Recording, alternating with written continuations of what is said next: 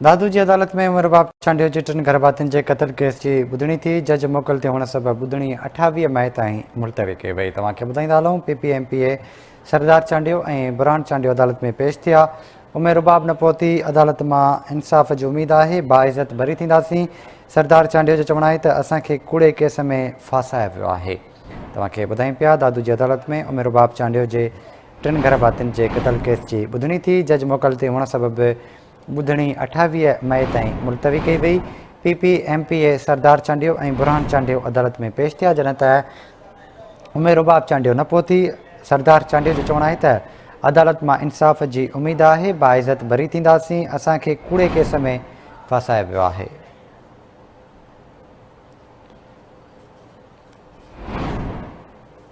दादू जी अदालत में उमिर बाप चांडियो जे टिनि गर्भातियुनि जे क़त्ल केस जी ॿुधणी थी। जज मोकल ते हुअण करे ॿुधणी 28 मई ताईं मुलतवी कई वई आहे।